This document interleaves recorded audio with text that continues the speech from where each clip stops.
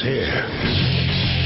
Now, broadcasting from the underground command post, deep in the bowels of a hidden bunker, somewhere under the brick and steel of a nondescript building, we've once again made contact with our leader, Mark Levin.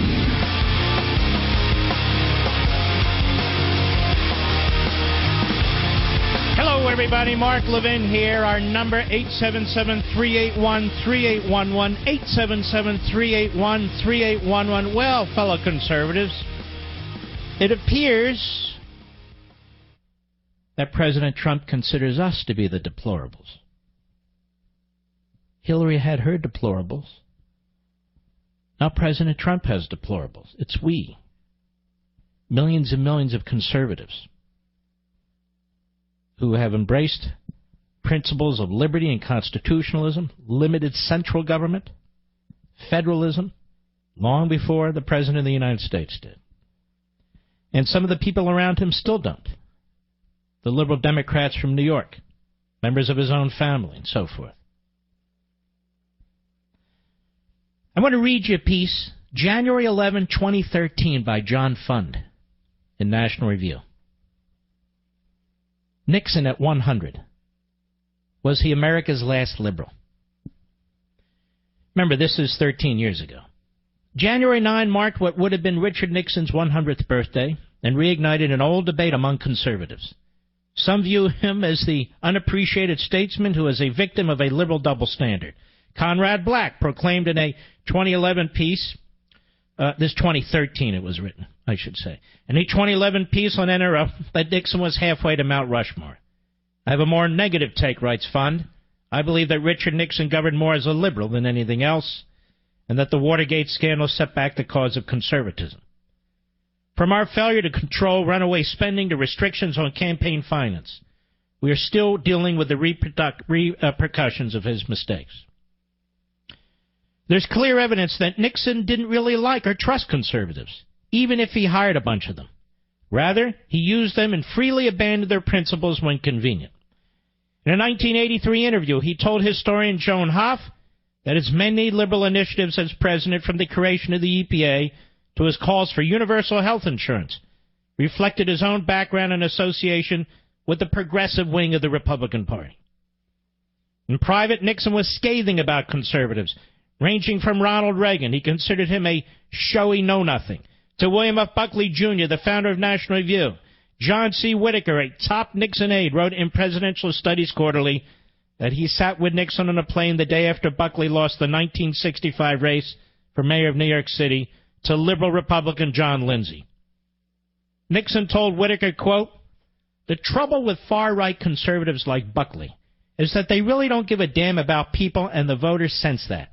Yet any Republican presidential candidate can't stray too far from the right-wingers because they can dominate a primary and are even more important in close general elections." Remember, John, Nixon lectured, the far-right kooks are just like the nuts on the left. They're doorbell ringers and balloon blowers, but they turn out the vote. There is only one thing as bad as a far-left liberal, and that's a damn right-wing conservative, unquote.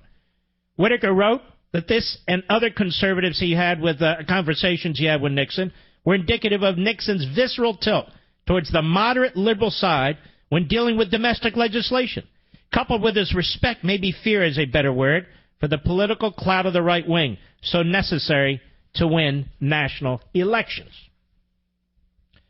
Fun goes on in National Review of a few years back. Pollster Doug Schoen, who has worked for such moderate liberals as Bill Clinton and Michael Bloomberg, has gone so far as to claim this month that Nixon was America's last liberal.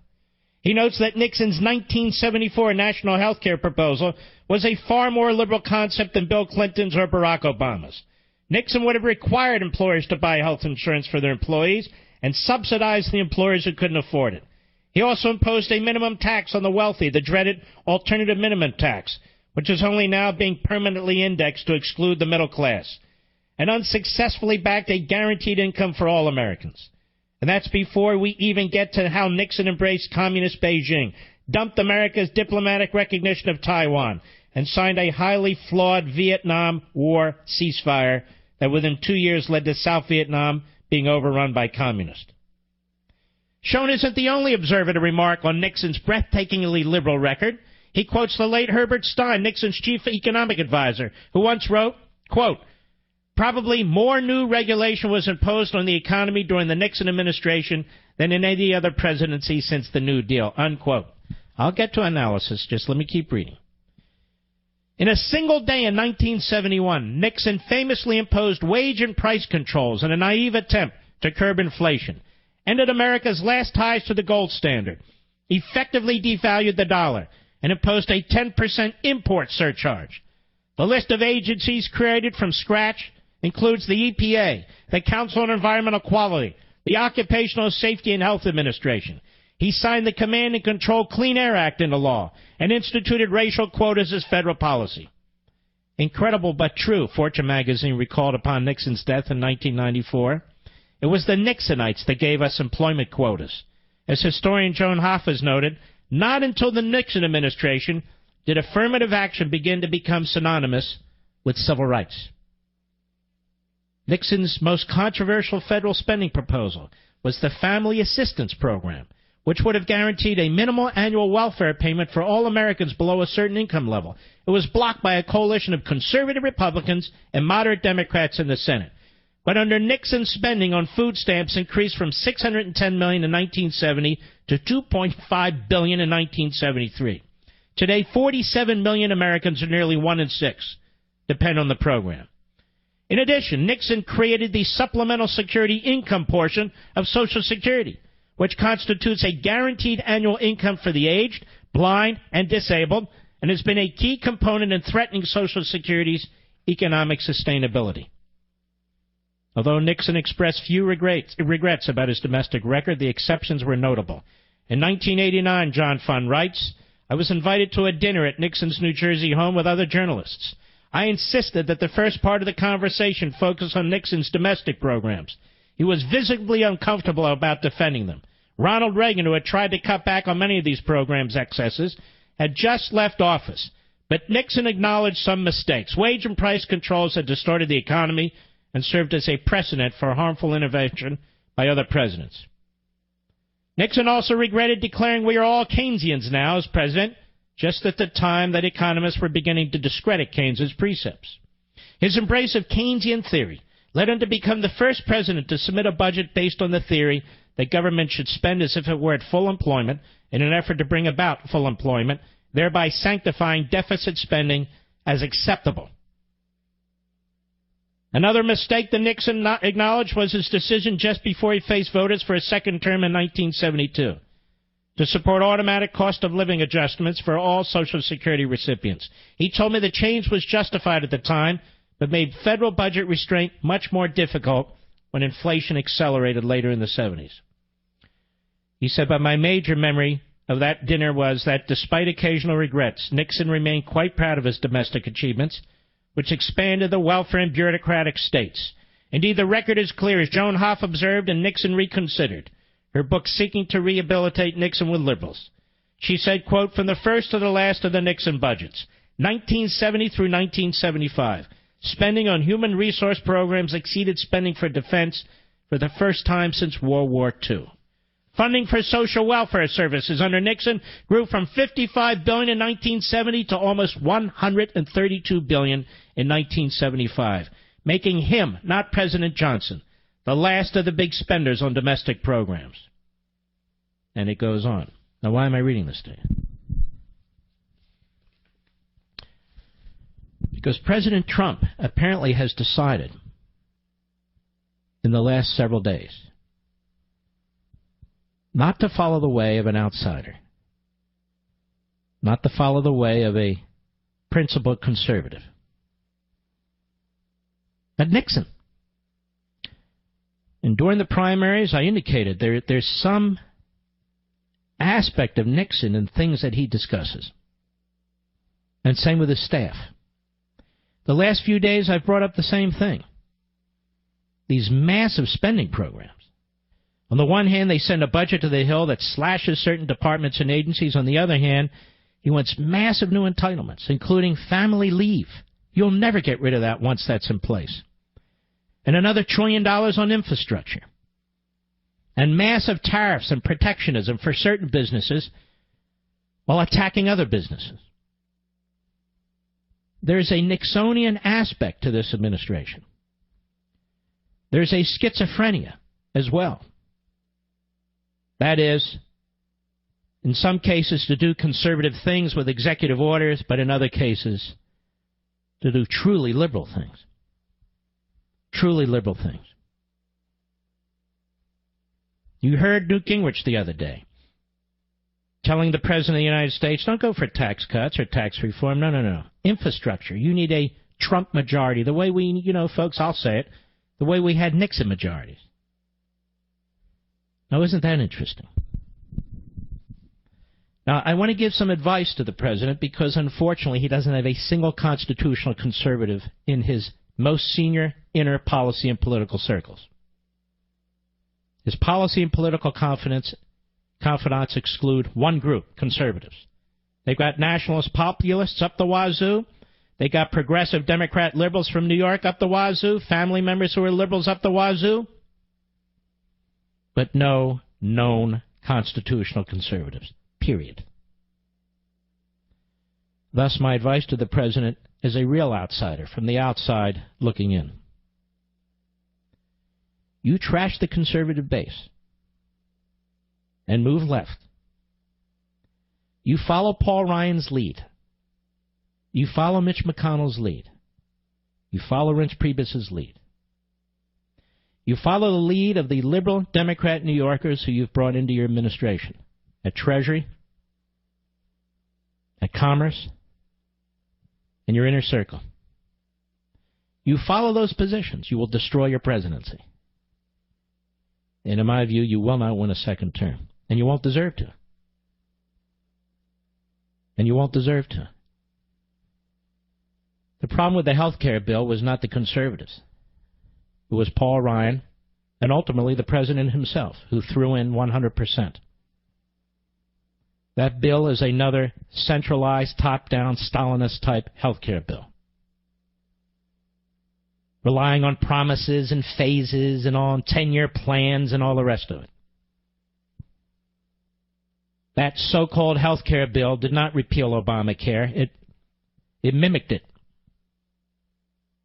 It plagiarized from it. That's exactly what it did. We conservatives are used to fighting, and we will continue to fight. I've heard it said, well, what the hell have conservatives ever done for the country? Only morons ask that question. I guess they missed 8 years of the Reagan administration. The greatest economic growth in American history, the defeat of the Soviet Union, and so much more. What have conservatives ever done? Tell me, what have nationalist populists ever done? What have progressives ever done? What have the rhinos ever done? That's the real question. What we have now, ladies and gentlemen, is an establishment filled with purists. Not people with serious ideas. Purists. Purists who support government, who support bureaucracy, who support red tape. While they're cutting Obama's regulations, they wish to create their own regulations. While they say they want to repeal Obamacare, they create their own Obamacare. That's three-card Monte. Conservatives don't play three-card Monte. Now, Mr. President, if you go out and try and wipe out conservatives in the primary, I can tell you right now, sir, we're not only going to defend them, but we're going to try and wipe out the liberal and more moderate elements of the Republican Party. Meanwhile, you seek to make peace and break bread with the Democrat Party, a party that seeks your imprisonment, a party that seeks your impeachment, a party that denies your legitimacy as President of the United States, a party that seeks to wrap Russia around your throat, a party that seeks to block your Supreme Court nominee and everything else you propose, except, of course, when you lurch in their direction, infrastructure, spending, those sort of things. Then they're all for you. But let me tell you what I said the other day, Mr. President. They will pocket these things. They'll take what you give them. And they're still going to try and destroy you. You turn on patriotic conservatives. There are millions of us, and let me be quite blunt about this. You may think that there are only enough conservatives who voted for Ted Cruz. You're poorly misinformed.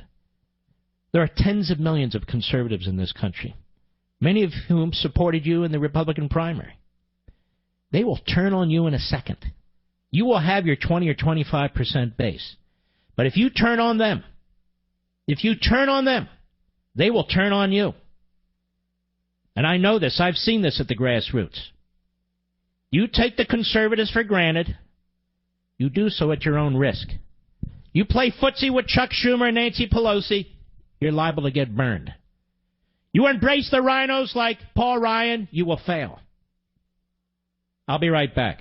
Mark Levin.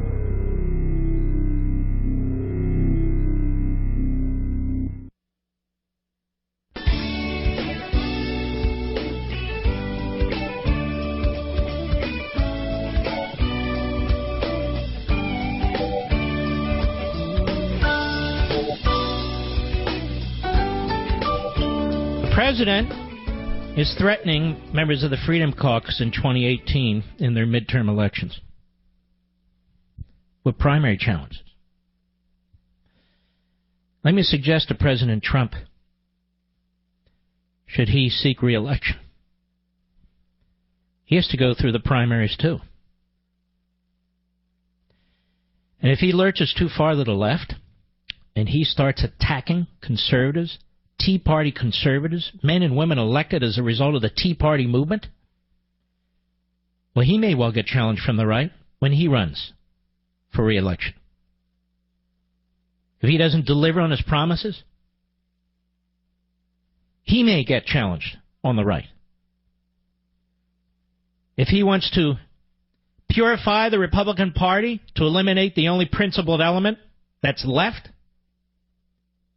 that principled element represented by millions and millions of us, well, we're not going to go away quietly. We're not going to go away quietly. See, the whole purpose of government is to serve the people, not to serve a politician, a president, a senator, a congressman, or what have you.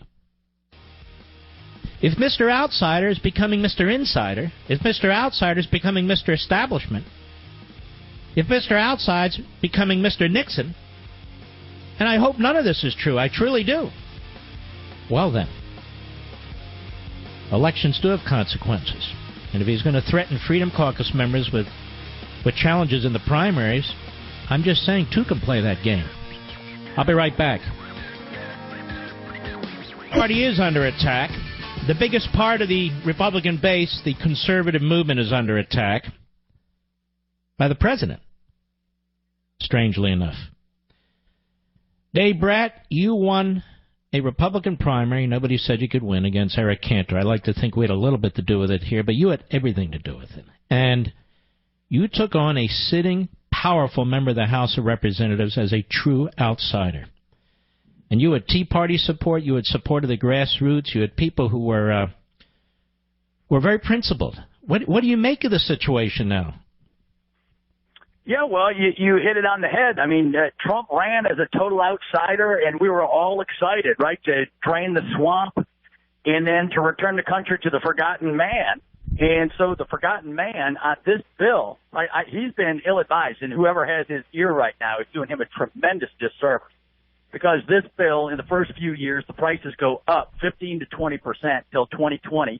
The average guy does not have that in their pocket, and it doesn't drain the swamp when you're trying to manage 1/5 of the economy, which is health care, through the federal government, right? And so we're compromising like heck trying to get a win for our president, and I think he knows that at some level. But he may, Congressman, but to tweet this out, he's sending us saying, we must fight hardline conservative Freedom Caucus in 2018. He's talking about midterm elections and so forth. You guys aren't going to roll over. You fight back. Yeah, no, we're fighting back, and I want to especially pay attention. A lot of my business guys are calling in to me, and they haven't been informed either, and I want to just call out. Dan Henninger wrote a column called The Unfreedom Caucus. All right, let's slow down. Dan Henninger, hold on, is the deputy editor of the Wall Street Journal, which I consider truly a crony capitalist, corporatist editorial page at this point. Go right ahead. Yeah, well, and that's what I wanted to get to. I mean, those guys supposedly have a Catholic flair over there a little bit, but it's Catholic with a very, very small c, right? And I think it stands for crony. So there, in the health care bill, there's a little bit of tax savings, right? Tax cuts for the wealthy, and then they want tax reform. And apparently they don't care about the common man at all, right? And they were never Trumpers throughout the whole thing, right? So the hypocrisy is... Well, let's slow down a second. They were never Trumpers. They were never Cruz supporters. They were never Rand Paul supporters. Right. And they're never for free markets, ever, right? They're supporting a bunch of cronies. And I take the insult personally, right? We're a bunch of good Christian guys in that group, and I expect better from him. It was a total ad hominem attack. He didn't bring up the process, which was crap, right? 3 weeks to manage 1/5 of the economy. Listen, let me just tell you something. That whole page now is filled with lightweights. It really is. I remember when that editorial page meant something. Nobody pays attention. If you want to know what they're thinking in Washington, read the Wall Street Journal editorial. They're going to hammer you when the debt ceiling issue comes up. They trash the Tea Party as hobbits. You know, these guys, they're pretenders. Yeah, well, and I just want to flesh it out so everyone listening knows exactly what. He didn't bring up the process. He didn't bring up policy with the price increases and managing a fifth of the economy, et cetera. And he didn't bring up politics. It was polling at 17%. Who puts a bill on the House floor that's polling at 17%? So whoever's doing that, whoever's got the ear of the president, is totally doing him a disservice on this thing and the country. He ran for the small guy. I think the small guy got to him when he was running. He liked it, but now somebody is running the White House, and they're doing him a terrible disservice and the country a disservice because this thing really does matter, right? You cannot just bypass 1/5 of the economy. We're compromising like heck. People are saying you're the obstructionist. You can't get to yes. We got to yes 50 times in the past. We voted yes to repeal Obamacare 50 times. The last time was the 2015 bill, and the Senate and the House voted almost unanimously. I think it was unanimously in House. All Republicans voted for it. Then when it counts, right, this time it counts, everybody's backing off and creating this central government-run mandate, right? So, and we've compromised. We're pre-existing conditions. We've said, okay, we'll compromise on that. $100 billion back to the states for high-risk pools. Okay, we'll compromise on that. You want the entire Obamacare structure in place? I don't like that. Okay, but the one thing that we're fighting for is you've got to let insurance do insurance again, right? That whole thing is totally regulated. No one can go out and shop for an insurance product. No young kid can go get a cheap policy. It's all regulated with this community rating where everybody's the same. It's a one-size-fits-all for the entire country. It's a disaster, and the evidence is in, right? Obamacare's in a death spiral. And we're going to replicate elements of that. And so it's just a no-brainer. We have to do better than that. Let me ask you a question. Yeah. If Obama in 2009, 2010 had proposed this plan, I don't think a single Republican would have voted for it. Right, and that's the point. That's it. Right, that's as clear as you can put it. Right, it's a federal structure at every level, right? And so I don't like that. I want free markets in totality. I mean, the employer provided in Econ 101. I taught Econ for 20 years. The basic lesson is why are costs up? Because we did employer provided, and it's considered compensation, and so you pay your copay for $30, and then you spend like a drunken sailor on everything else because the marginal cost is zero, right? So the marginal benefit's high. You get a bunch of stuff. The extra cost to you out of pocket is zero. We're over-consuming health care. And that's the lesson, right? And we're not doing anything to correct that. And these guys know better, right? These smart policy guys know better, but you cannot find a conservative think tank person that will defend this system, right? Hazelmeyer, Heritage, Cato, you just go through them all, and everybody knows it's not a good bill. Well, the president thinks that conservatives are obstructionists, and now they want to work with the Democrats. I mean, the Democrats. The Democrats are a radicalized party right now. Yeah, and I mean that's a ruse, right? I mean they won't push through any of his appointments going down below the secretary level, and so I have no idea. They're just floating that to put political pressure on us right now in the short run. And so everyone wants short run. I'm going to run out of time. I want to ask you a question. Paul Ryan says he's working to get something through. My sources tell me he's actually not working with conservatives. He's working with the more liberal wing of the Republican Party to try and bring enough of them over so he can redo this. Is that correct?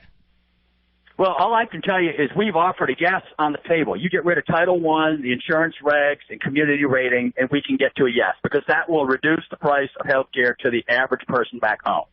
And so he can snap his fingers, and everyone can have a yes tomorrow, and I don't know what the problem is. So we're not the obstructionists. We've offered a free market path. We all said, right, we're going to repeal and replace it with free market principles. And so, right, the left, the moderate groups, and that's the irony of ironies, too, right? The Senate yesterday said, the leadership, the Republican leadership said they're not going to repeal Obamacare in reconciliation. Not a beat, just crickets out there in the news, right? They said no. The Senate said no to Trump. We're trying to get the yes to Trump. And so the Beltway pundit class is just creating a total false narrative. And these moderate groups were all never Trumpers. And so loyalty runs two ways. All right, let me just slow down a second and try and, from my perspective, okay, refocus this. Yep. This isn't about Donald Trump. This is about the American people. As you know, what plan is best for the American people. This isn't about a win for Donald Trump or a win for Paul Ryan or the inside the Beltway mentality that treats us like a baseball game. This is real ball.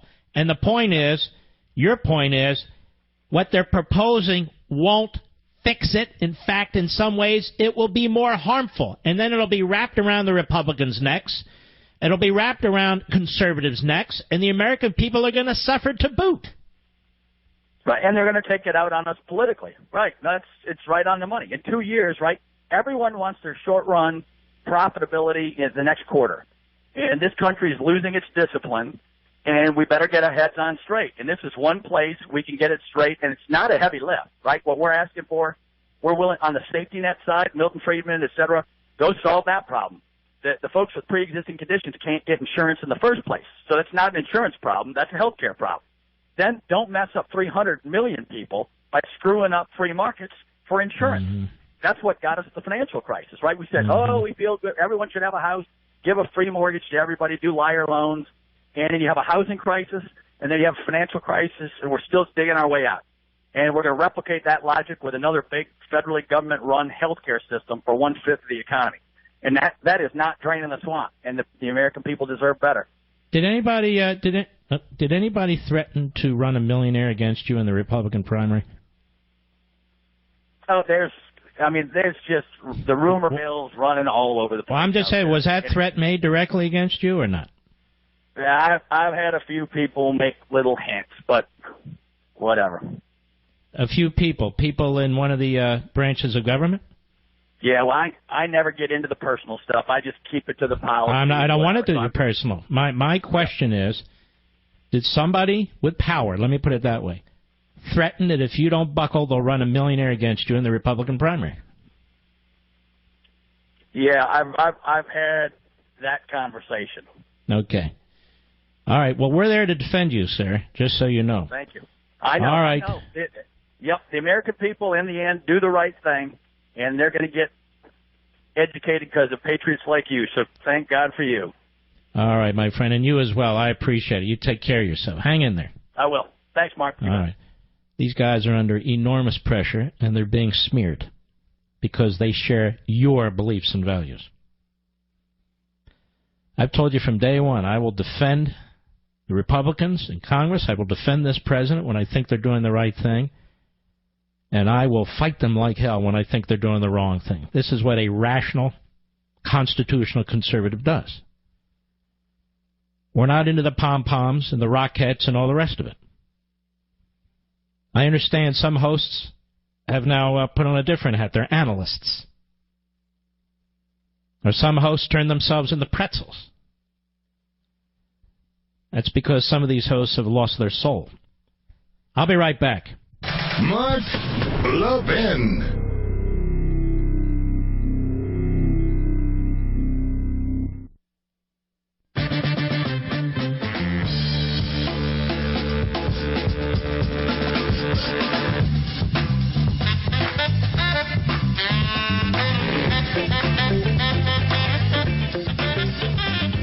Donald Trump, the president, has a new tweet out. If Representative Mark Meadows, Jim Jordan, and Raul Labrador would get on board, we would have both great health care and massive tax cuts and reform. I must say, does Donald Trump think conservatives are stupid? This stuff may work with some people. It'll work with us. Oh, wait a minute. If Mark Meadows and Jim Jordan and Raul Labrador get on board, we'll have great health care. I've changed my mind, everybody. Yes, do it. We want great health care. Oh, and massive tax cuts and reform. Why, has somebody proposed something? Is there some legislation that I've missed? They haven't even proposed anything. So what do Meadows, Jordan, and Labrador have to do with that? Here's my suggestion, Mr. President.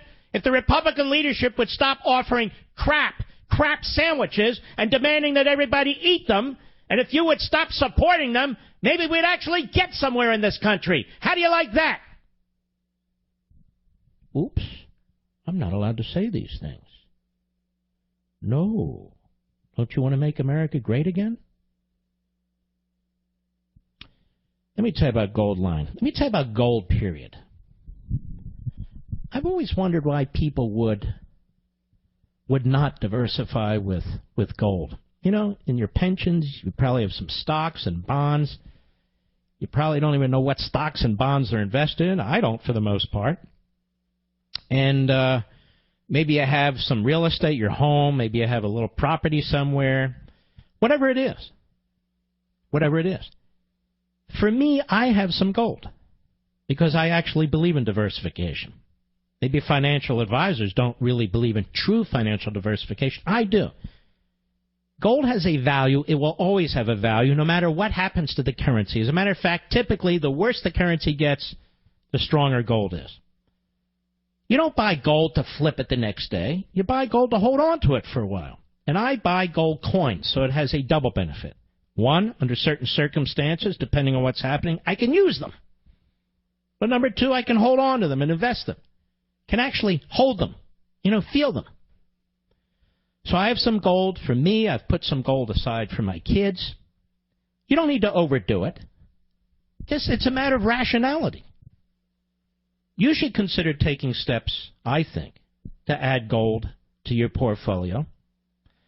You can add it to your portfolio. You can add it to your IRA. The only gold company I trust, which has been a wonderful sponsor for many years, is Goldline. Goldline's been in existence doing business in gold for over 55 years. And they have the highest rating from the Better Business Bureau. If you call now, Goldline will also give you a free Ronald Reagan presidential coin just for calling. Now, I don't know how long those Ronald Reagan presidential coins will last, but my suggestion is call immediately. 1-877-365-COIN. 1-877-365-COIN. You've heard me talk about this a lot. Just check it out. It's a simple call. They're awake. They're there right now. They don't work for the government. This is the private sector. Be sure to read their important risk information to be sure buying gold is right for you. 1-877-365-COIN. 1-877-365-COIN. Now, I know to some extent this show has been painful for some of you in my beloved audience. I know that. But I want you to really think about what's going on. What's best for you and your children and your grandchildren. We're not talking about ideological issues here. We're not talking about purism here. We're talking about stopping the unraveling of the nation. The centralization, more and more, of decision-making. And if the Republican Party isn't going to get behind what they said they would support, then all is lost at this point at the federal level, apart from Articles of Confederation, Article 5 and Convention of States. Why is it hard right or the hard-line conservatives who support exactly what Paul Ryan said 14 months ago, exactly what Mitch McConnell said to get reelected in 2014, exactly what the president promised in rally after rally after rally? All of a sudden, that's a kooky right-wing thing to repeal Obamacare? Oh, look at the kooks on the right. Oh, yeah. Wait a minute. That's us.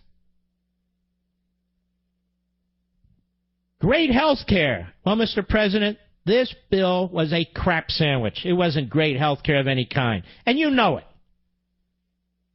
And you know damn well that's right. Massive tax cuts and reform. If only Meadows and Jordan and Labrador would get along. Can somebody show me the actual legislation that we're talking about? There isn't any. And what else, Mr. President? What's missing from your tweet? We can have the greatest infrastructure program ever. putting all these people to work. Oh, yes, yes, yes, the tiles will stop falling in the tunnels. It'll be the greatest thing you've ever seen. No, it won't. We've seen this movie before. Massive amounts of waste and corruption and cronyism. The money washed through Washington bureaucracies, going into the state bureaucracies and the local bureaucracies. Not to build new things for the most part, not to fix old things for the most part, but to build new things. The White House is actually asking states, the unions, contractors, what would you like to see built? Do you know that's going on? Because they're having trouble getting to $1 trillion in infrastructure spending. Where did they come up with $1 trillion as opposed to $812 billion? Or $749 billion? Or $1,012,000,000? Where did this come from? It came from nowhere. Like the $15 minimum wage. Wow, that sounds good. So we're all supposed to go along. Well, let me tell you something, Republicans, Ryan, McConnell, and yes, Trump, we're not Democrats. We don't put on our boots and just click our heels. We don't just march in line. We have real live differences in debates, especially within the Republican Party, even in the conservative movement. That's the funny thing about liberty. That's the funny thing about true conservatives, constitutional conservatives. We adhere to the Constitution. We adhere to the founding. There's an awful lot of liberty in there, and they ought to practice it from time to time. But no. All the cheerleading now, forget. So now we're all supposed to hate Mark Meadows and Jim Jordan and Raul Labrador. Notice he doesn't call out a single liberal or moderate Republican who opposed him. I'll be back. He's here. He's here. Now, broadcasting from the underground command post, deep in the bowels of a hidden bunker, somewhere under the brick and steel of a nondescript building, we've once again made contact with our leader, Mark Levin.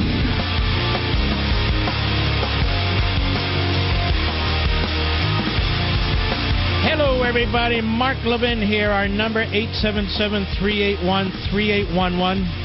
877-381-3811. Couple more on this, then we're going to move along. Paul Ryan at a press conference today. It's amazing how tight Ryan and Trump have become. Cut one, go. Do you agree with the assessment that you need to fight for freedom? Look, I understand the president's frustration. I share frustration. About 90% of our conference is for this bill to repeal and replace Obamacare, and about 10% are not. And that's not enough to pass a bill. We're close. What I am encouraging our members to do is keep talking with each other until we can get the consensus to pass this bill. But it's very understandable that the president is frustrated that we haven't gotten to where we need to go, because this is something we all said we would do. And so, all right, shut up. I can't take this guy. Whatever respect I had for him truly is gone. I have looked at this proposal very, very carefully now. I've gone through it with a number of people. I've gone through it with staff at Conservative Review. It is so bad. And to plop it out there after cobbling it together in secrecy, getting the progressive and moderate wing of the Republican Party on board and the White House on board, and then trying to minimize the input of conservatives, to abandon what he said, that is, Ryan, just 14 months ago, I can't take it. It's just repulsive. It's outrageous. And so Trump wants to work with the Democrats now. He really isn't having work with the conservatives. He's trying to pound them into submission. It's not going to happen. I've said this time and again, and I'll say it again. Conservatism is a way of life. It's not the art of the deal. Of course, conservatives in politics, they're willing to deal and negotiate and so forth, but they're not going to abandon their fundamental belief systems. And I don't know why this is a surprise to anybody. Why did these people campaign, including the President of the United States, leaving the clear impression to the American people that they were going to take Obamacare and rip it out by the roots, and now they won't? The question isn't these 18 members of the Freedom Caucus. The question isn't conservatives in this country. The question is these politicians. How can it be that Mr. Outsider has become such an insider? How can it be that the establishment has become such outsiders? They haven't. The point is, they're cutting deals. And cutting deals is a process. Cutting deals is not substance. They're cutting deals with themselves. And they're keeping out the principal players. And they're very good at this. They have pseudo-conservative media, pseudo-conservative think tanks, the Wall Street Journal pretend editorial page, stuff like that, just trashing these guys by name. And Trump's been told, and on his own, has now picked 3 targets, personalized it, and keeps attacking them. Now, whose political tactics are those? They're Saul Alinsky's tactics. They're using Saul Alinsky's tactics against 3 members of the Freedom Caucus: Jordan, Meadows, and Labrador. President mentions them 3 times. Doesn't mention a single liberal Republican who opposed him. Not one. Why is that? I'll tell you why that is. Because what they're trying to do is circle back to the liberals and see what they want. And try and get them over. And try and bring them over. And if you're a real conservative, if you really believe this in your heart and soul, you're thrown up on your sneakers right now.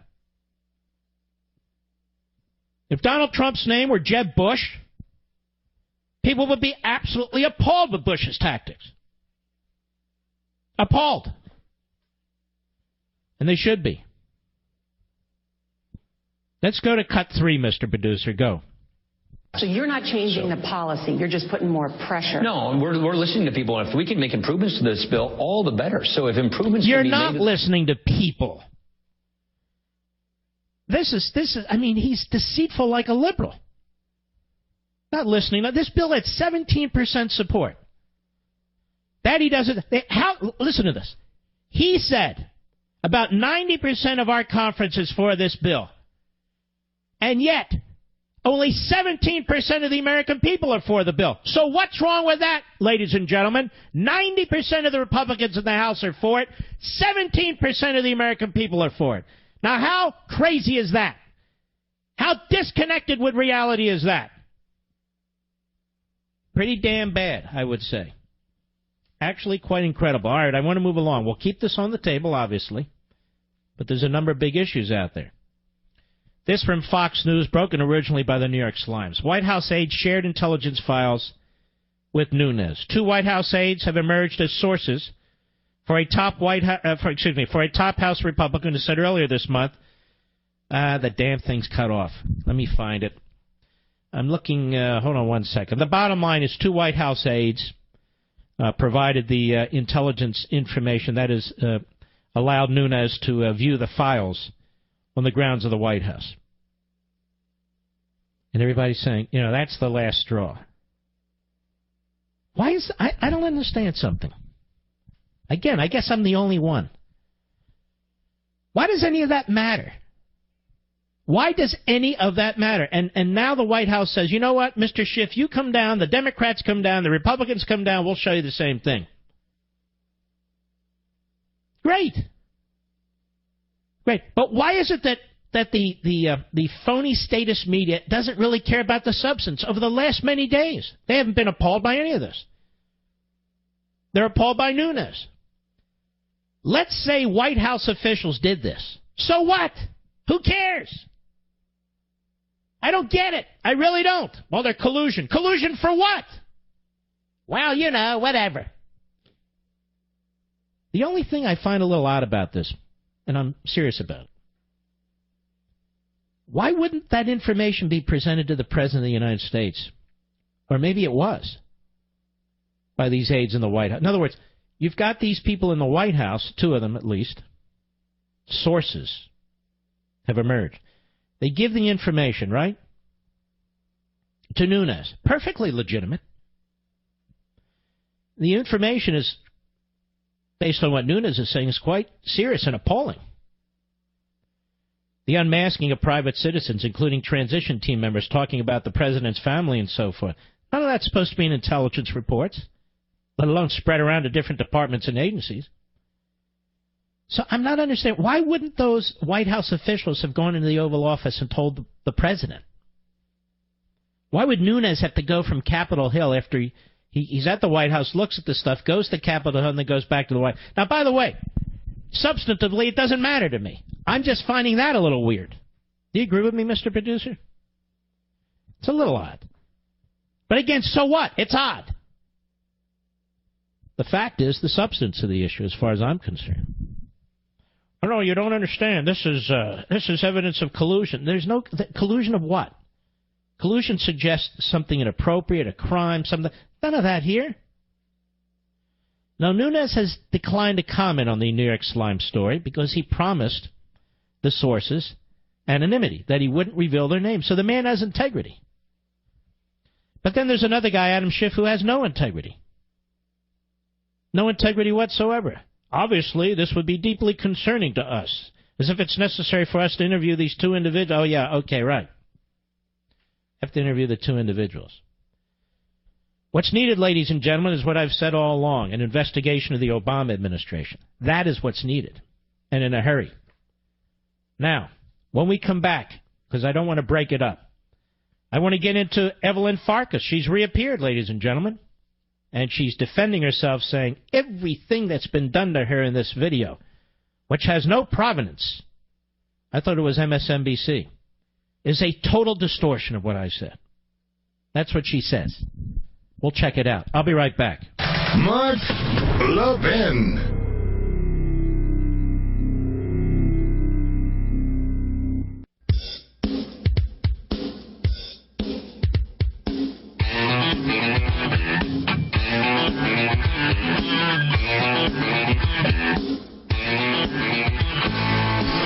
Evelyn Farkas, former Deputy Assistant Secretary of Defense, covering areas of Russia, Ukraine, and so forth, Eurasia.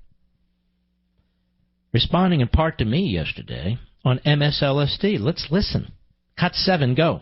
And on the dark campaign of fake news, that's still ongoing. We see even someone like myself get swept up in all of this. Right. Whoa. She is a PhD. Get swept up? Doesn't she mean get swept up? But anyway, go ahead. We are speaking on behalf of process.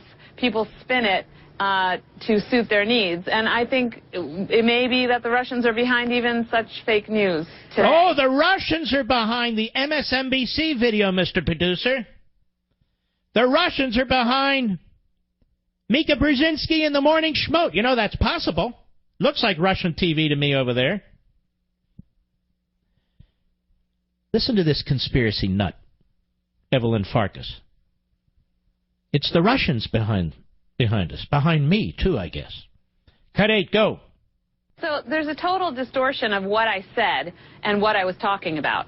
I was talking about the fact that I was outside of government. I had no access to intelligence on this whatsoever. But I was concerned because I knew how the Russians operate, and I was reading these reports about them hacking into the elections and then giving the information to Wikipedia, and that Trump team people were going to Moscow, and there was a lot of reporting on this. And so I got worried that the process wasn't being followed with regard to Capitol Hill, with regard to Congress, because it wasn't clear to me that the White House was keeping them in the loop. And that was really important, especially since we were about to have a transition in the government. Now, let's listen to what she actually said on March 3rd on MSLSD. Now, listen carefully. Cut 9, go. You actually knew about this attempt to get and preserve information, and full transparency, we're doing some work yourself. Tell us about that. Well, I was urging my former colleagues and frankly speaking, the people on the Hill. It was more actually aimed at telling the Hill people, get as much information as you can, get as much intelligence as you can before President Obama leaves the administration, because I had a fear that somehow that information would disappear with the senior people who left. So it would be hidden away in the bureaucracy, that the Trump folks, if they found out how we knew what we knew about the Trump staff dealing with Russians, that they would try to compromise those sources and methods, meaning we would no longer have access to that intelligence. So I became very worried because not enough was coming out into the open, and I knew that there was more. We have very good intelligence on Russia. So then I had talked to some of my former colleagues, and I knew that they were trying to also help get information to the Hill. A lot going on today. Yeah. Mark, that's why you have the leaking. Exactly. People are worried. You notice the complete change? In this video, she's very active. In the other video, it's just a passive observer. Look, I'm just observing. Here, I was urging my former colleagues. And frankly speaking, the people on the Hill. It's more actually aimed at telling the Hill people. Get as much information as you can, get as much intelligence as you can before President Obama leaves the administration. Because I had a fear that somehow that information would disappear with the senior people who left. So it would be hidden away in the bureaucracy that the Trump folks, if they found out how we knew what we knew, about the staff, the Trump staff's dealings with Russia, that they would try to compromise those sources and methods, meaning we would no longer have access to that intelligence. So I became very worried because not enough was coming out into the open, and I knew there was more. We have very good intelligence on Russia. So then I talked to some of my former colleagues, and I knew that they were trying also to help get information to the Hill. Oh, a lot going on today. But that's why you have the leaking. Exactly. People are worried. As I said last night, when I pushed this story out into the public sphere out there, this lady needs to be deposed, and deposed quickly. She needs to be asked a series of questions. Her self-serving post-March 3rd interviews on the same pathetic MSLSD are not acceptable. They're of no consequence. Now she knows she stepped in it, whatever she knows. And she needs to be put to the test under oath in an interview. And I've been waiting for Adam Schiff to mention this. He didn't mention this today. He's after Nunes. All the headlines on Fox and all the other cable shows about Lieutenant General Mike Flynn. Oh, he said he'll testify, but he needs immunity. Any lawyer would tell Flynn exactly that. Okay, he must be guilty of something. No, he's not. That's what a lawyer would tell anybody who's being targeted. But, okay, fine, who cares? My point is this. This is not the main story today on the news. And to me, it's the main story. I don't much give a damn where Nunes got his information, ladies and gentlemen. He got it from the President of the United States. Great. It's the information that matters. And the more they resist this fact, the more they try and cover it up, the more they throw flack out there, the more you need to understand. They do not want the Obama administration investigated. They just don't. Evelyn Farkas now goes on MSNBC to try to rehabilitate herself. She didn't make the same comments today as she made on March 3rd. Now they're nuanced, they're passive. No, I and we had to do this, and I needed to do this, and I feared this, and the Trump staff people that. No, that's totally different today. Yes, totally different today. Did Chuck Schumer bring it up? No. Let's find out what Reince Priebus had to say on my friend Hugh Hewitt's show. He'll go on Hugh Hewitt's show because Reince and Hugh are good, dear friends. And Hugh is a dear friend of mine who's very supportive of this administration. Cut 10, go. Well, I mean, I heard it late last night. So, I mean, I honestly... Oh, he heard it late last night. So Reince Priebus is now listening to the Mark Levin show. Well, have you learned anything else, Reince? Apparently not. Is there some other late-night major national show you'd be listening to? No, I don't think so. This show is monitored by the White House, which is one of the reasons I say the things I say, to try and break through the little circle of non-conservatives they have over there. Let's start from the top. Cut 10, go. Well, I mean, I heard it late last night. So, I mean, I talked to Sean a little bit about it late last night. Sean Spicer. Spicer, and then we're going to be meeting it this morning. It's just an incredible statement, and what it means and what she meant by that, and whether that has anything to do with the issues in regard to surveillance of Trump transition team members is something that we need to figure out this morning and throughout the day. But it certainly is an incredible comment, although I don't want to add too much into it right now until I have an opportunity to sort of dig into it and figure out the scope of such a statement. But you can't. See, that's what investigators need to do. And that's what investigators should do. She needs to be part of the investigation. And she can say what she said today to MSLSD under oath with penalty of perjury.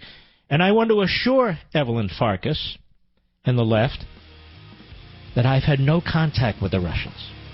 I've never been to Russia. I don't know how to speak Russian. I don't even know if Russians look any different than Americans. In fact, I find Putin to be a killer and a thug, and his regime to be an enemy of the United States. I'm not a code pink Republican. So, Evelyn, ball's on your court. I'll be right back. You know, it sometimes feels like we're in a whole new political era. But is it really new? When we understand our glorious American heritage, we see today more clearly and how we can make wise decisions about our future. Do you really know the American story? Hillsdale College has a new, free online course on our rich American heritage that's unlike anything else because it covers our external and internal struggles for freedom. Now, if you're thinking that you just don't have time, I get it. So do this. Just watch the first lecture. It's only 45 minutes long by the president of Hillsdale, my friend Dr. Larry Arnott. He's outstanding. And he'll be talking about why it's important to study American history, and I guarantee you'll be hooked. This inspiring course provides information you won't find anywhere else. Your kids won't get this in school, and you didn't either. It's available for free to teachers and their classes, too. So try it. You can access this powerful American heritage course at levinforhillsdale.com. That's Levin for Hillsdale.com. And as always, it's free as part of Hillsdale's mission to help all Americans pursue truth and defend liberty. Levin for Hillsdale.com. That's Levin for Hillsdale.com. We one of the great patriots, Freedom Caucus member extraordinaire, Congressman Thomas Massie. How are you, sir? Hey, thanks for having me on, Mark. I'm trying to get the word out about this horrible, stinking pile of garbage of a bill. Tell everybody, because, you know, it's amazing. They say if we pass this, it'll be great health care. Now, anybody who's actually read this knows that it's not going to be great health care. It's going to be great big government all over again. Well, they did a lot of R&D when they came up with this bill, you know, but they think R&D stands for rip off and duplicate. They took Obamacare and copied the mandates, penalties, subsidies, and bailouts and made them GOP mandates, penalties, subsidies, and bailouts, and that's the problem with it. I'm calling it swamp care. Mm-hmm. Have you been threatened with a primary opponent by anybody who has power? Not directly. You have to understand, every primary season I get threatened with a primary opponent by the establishment, so I'm not really worried about that. The establishment, isn't this interesting? In the year of the outsider, where you're actually the outsider under these circumstances, you're having to fight the establishment, which seems to have a lot more muscle than it should. But has anybody said, we're going to run a millionaire against you if you don't come around? I have not had those threats, honestly. And frankly, I'm not worried about it. Not this cycle, not this election cycle. I had it last election cycle. Let me ask you this. Do threats like that is, we may run somebody against you or having your name thrown out there in a tweet or something, does that change your mind? It doesn't change my mind one bit. Look, I could do other things, and I did other things before I came to Congress. I am not there to get reelected. I am not there to make friends or to find a bigger paycheck. I am there to try and fix what's wrong with this country. And we ran on repealing Obamacare. And now that we're there, these guys don't seem to have the stomach to do it, and that is so frustrating. I remember when we said that the individual mandate is unconstitutional, and we took it to the Supreme Court. And now what does the GOP bill have? It has our own version of an individual mandate. They said you can't force somebody to buy something, so the Democrats did it with a tax. But now we're trying to force insurance companies to force people to pay more so that they will sign up for health care. And frankly, the CBO says our individual mandate doesn't work in the GOP care. It says that 2 million more people will go without health care because of the 30% penalty. So what I'm saying is, you know, we should leave the socialism up to the socialists. We're frankly not very good at it, and nor should we be. Congressman Thomas Massie, let me ask you this question. Is the Republican leadership working with the conservatives on the Freedom Caucus in order to get a new bill? Are they working with the liberals and moderates who oppose the bill as not being liberal enough? You know, after this thing failed last week, my hope was that we would come back this week and we would start working together on what we campaigned on. But frankly, here's the irony of the frustration that the leadership and possibly Trump had last week. They've accused the House Freedom Caucus for voting as a bloc, but frankly, last week they didn't vote as a bloc. There were about a third of them that said they could vote for it and two-thirds that said they wouldn't. And what frustrated Paul Ryan so much is that the House Freedom Caucus wouldn't deliver all of the votes to him. And that's the irony, because everybody in the House Freedom Caucus is allowed to vote their own will. Yet Paul Ryan wanted Mark Meadows to deliver 25 votes on a platter. And he just said, look, these are individuals. These are principled individuals. And I can't tell you that they will all vote for this thing, no matter what you offer. But, you know, we've been, the House Freedom Caucus and myself, we have been very reasonable. I have proposed to them, you've really got three bills inside of one in this American Health Care Act. You've got the repeal bill, you've got the Medicaid reform bill, and you've got the replacement bill. I know you can get 218 votes on the repeal bill. Well, I hope you could. We had many more than that when we were sending it to Obama. And then on the Medicaid reform part of it, I think you can get to 218. It's not as conservative as we want, but it saves hundreds of billions of dollars, and we can unequivocally say it's better than the status quo. So you can probably get to 218 on that. But if you want to get to 218 on the Obamacare light portion of the bill, you're probably going to have to walk across the aisle and find Democrats, because I don't think you're going to find House Freedom Caucus members voting for that. Why is it now that using common sense, trying to bring in more private sector options and ideas into a government-run, top-down, iron-fisted, bureaucratic program that doesn't work now represents, quote-unquote, the hard right? Why is it this is the hard right when you're embracing what Paul Ryan said 14 months ago in a video that I've played over and over and over again, or what the president said in every campaign stuff? Why is this now hard right?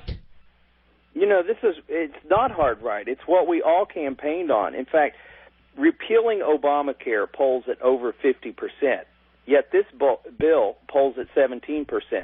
So what does that tell you? That tells you that the people outside of the Beltway have figured out that this is not a repeal of Obamacare. This is a reprint and repaste of Obamacare. This is not repeal and replace. It's the same thing. We've substituted our mandates, penalties, and subsidies for their mandates, penalties, and subsidies. But it's not a hard right position to take. And frankly, here's the irony of this, Mark.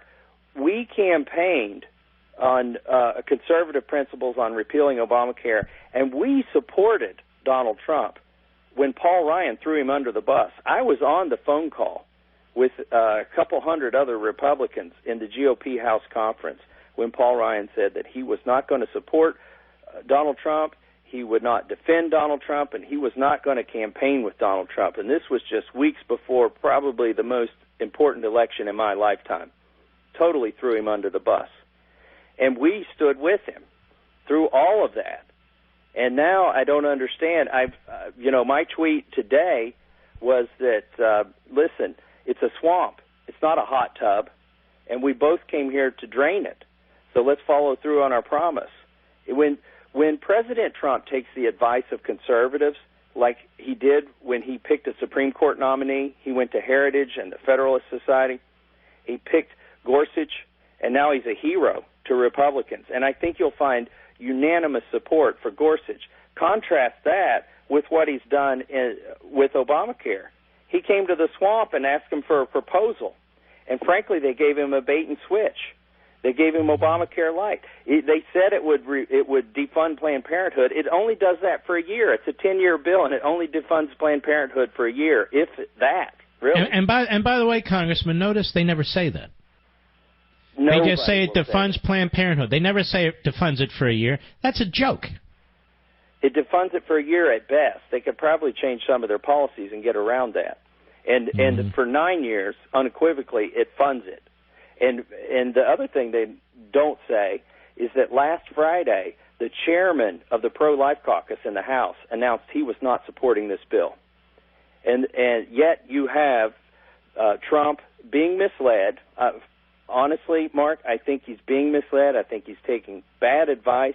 If these people would actually tell him what's in the bill, he would find out this is not Yeah, a but you know what, bill. Congressman? I worked for another president named Ronald Reagan. There's a point at which the buck stops there. So he may be getting bad advice, but he can look at the bill himself, and he can make his own conclusions about it. And apparently he has. I mean, it's one thing to disagree with you guys. Now he's actually starting to name names and trash people. That is bad, because the names that he named today are the most principled individuals in Congress. Mark Meadows, Jim Jordan, Raul Labrador. I spoke to all of them today. 2 of them serve on the House Oversight Committee with me. Their character is impeccable, and they represent the people who are fighting against the swamp. There are very few individuals who come to Washington, D.C., and don't forget where they came from and keep fighting and don't get in the swamp and think that it's a hot tub. And to attack those people is frankly not a wise thing. All right, my friend. Well, keep up the good fight. This is Congressman Thomas. Hey, by the way, Thomas Massey, just know we have your back, too.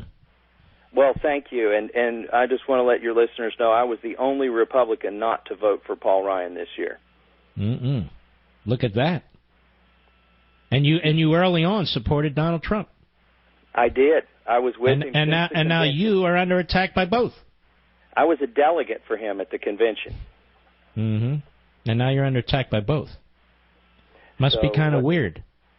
Well, you know, I've been in the swamp fighting the alligators and the swamp creatures for 4 years, and I think if Donald Trump keeps listening to the creatures of the swamp and taking their bad advice and falls in with the folks in the swamp, they elected him for change because they thought he was uncorruptible. He was the only person that didn't owe anybody anything. If he goes there and gets in the swamp and thinks it's a hot tub, the next revolution is not going to be at the ballot box. It's going to be pitchforks and bonfires, frankly. All right, sir. I appreciate your call. Be well. Thank you, Mark. Keep up. All right. And we will return. I'll be right back. Mark Levin.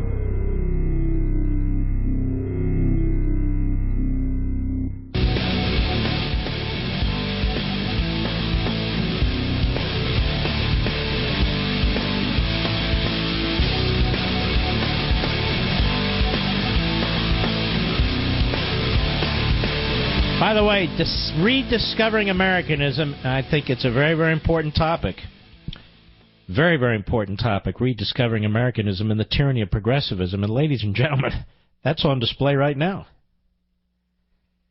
That's why I think this will be my best book. I don't know about sales. I'm not talking about this. This is, in my opinion, my best book in terms of the timing, the events, how I apply one to the other, and it's very, very important.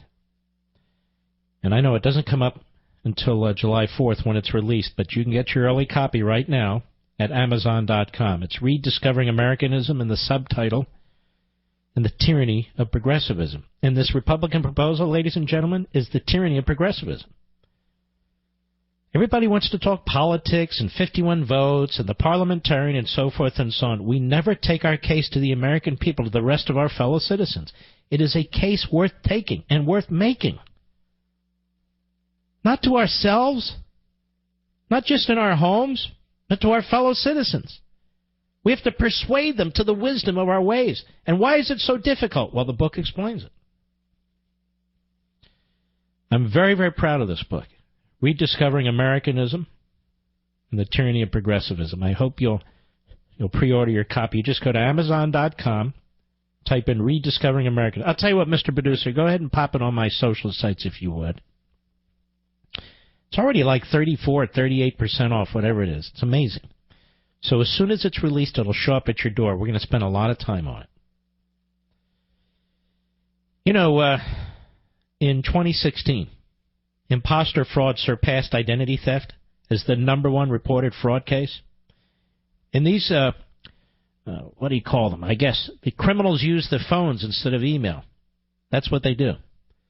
Posing as debt collectors or government workers, they call and they try to trick you into revealing your personal and financial data. The government never makes demands by phone for payment. If a call appears suspicious, it is. Don't provide details about yourself. Hang up and report the suspicious activity.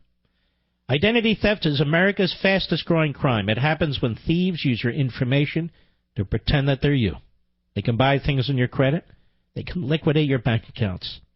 LifeLock scans hundreds of millions of transactions every second. And if they detect your information, they send you an immediate alert. They've done that with me, as I'm a member. Some jerk was using my credit card number at a gas station in Florida. So if you have a problem, a U.S.-based agent will work to fix it. Free credit monitoring only alerts you to changes in credit. No one can prevent all identity theft or monitor all transactions at all businesses. But LifeLock is the best identity theft protection available. Go to LifeLock.com, LifeLock.com, or call 1-800-LifeLock, 1-800-LifeLock. But here's the thing. Make sure you use my promo code Levin so you can get 10% off. Levin, Levin. Get 10% off your LifeLock membership. So go to LifeLock.com or call 1-800-LifeLock. Use promo code Levin and get your 10% off. Rich, White Plains, New York, the great WABC. Go. Hey, Mark, thanks for taking my call. Before I make my point, I just want to say I subscribed to CRTV a couple weeks ago because I'm not getting the real story from the other. Do you like it? Yeah, well, I had to follow Steve Deace there. He's a good man. He is. He's brilliant. Mark, this country identifies 2-to-1 conservative over liberal. Trump's approval rating lost another point this week and down to a low of 35%. And I'm pretty sure what we're seeing that's reflected in Trump's low approval rating are not just the expression of the Democrats, but also the reluctant Trump voters who already got their Supreme Court appointment and no Hillary in office, and now are expressing buyer's remorse. So as popular as Trump thinks he is, so much so that he can threaten the Freedom Caucus, I think this alleged popularity is seriously overrated. Let me ask you this question before the hard break comes. What do you think of this so-called populist nationalist movement? I think this has also been way, way overstated. Well, I think you've heard the word, there's a movement coming mostly from Trump. I mean, he's a self-promoter. So I think he's a legend in his own mind in this. All right. I'm not here just to trash. Did you vote for Trump? No. Okay. Thanks for your call. I got it. It's all right. That's fine. But I just want people to know. Paula, Nashville, Tennessee, on the Mark Levin app. Go. Hi, Mark. It's an honor to talk to you. You're my favorite of all time. Well, thank you, Paula. I'm from Pennsylvania, so I get to. I'm from Reading and spent some time in Philly, and you are just my homeboy. Thank you. I love your personality, and I love your exposing these phonies. You're the only reasonable person on the air for me, and I want to just say you're the evangelist for constitutional conservatism, and I am in the amen corner every night. Well, thank you. Thank you. I appreciate that. I am fixing dinner, and I'm going, yes, go, yes, amen. Well, thank you. Thank you. I mean, I just want to ask you, Mark, what can we do to support these guys with integrity and gals that are... Well, I think for now, I'd go on social media and make it abundantly clear the more they attack conservatives, the more they're going to lose your support in the White House and in the Republican leadership. They think you have nowhere to go. They always think this. But I really want you to look into Convention of States in Article 5. Your state actually passed a resolution, as I recall, so that's a good thing. But, you have a couple of real big clunkers in this. This guy, Corker and Alexander, two useless seat warmers. That's what they are. Paula, thank you for your energy and your very, very kind comments. I'll be right back.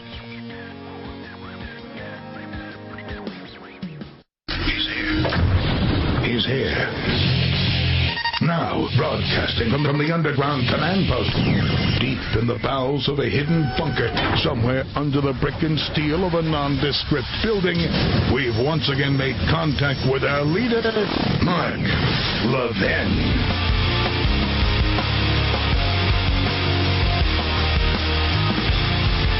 Hello, everybody. I am Mark Levin. This is Hour 3. Our number, 877-381-3811. 877-381-3811. I will not be here tomorrow.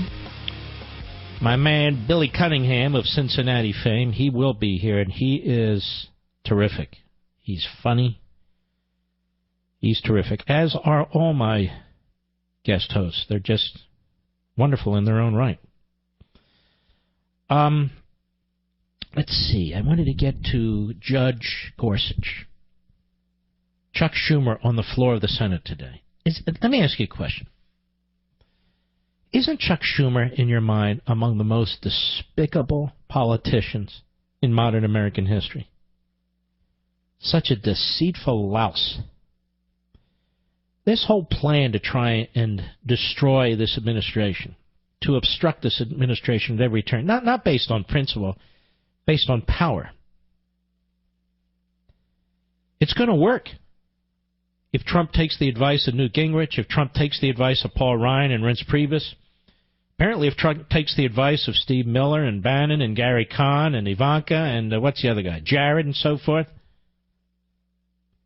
No offense, this is not a power circle of great minds, of people who know how to strategize around the Democrats and the liberals. I mean, that's becoming obvious. You fail on this vote on Rhino Care, something you never should have backed, and you start shooting your own soldiers. And then you reach out to the enemy and say, I'll cut deals with you. Meanwhile, millions and millions of people who relied on a Republican majority in both houses of Congress and a Republican president were sitting there dumbfounded. On the Senate floor today, Chuck Schumer, cut 11, go. We Democrats have serious, principled concerns. No. You have serious problems, is what you have. You have serious, principled problems with Judge Gorsuch. Go ahead. His record, his long history of ties to ultra-conservative interests, his almost instinctive tendency to side with special power interests over average citizens. You know, he doesn't say a word about the Constitution, doesn't say a word about being faithful to what the framers wrote. Not a word, because they don't believe in it. All of his attacks, number one, are a mischaracterization of conservatism, but number two, about their agenda.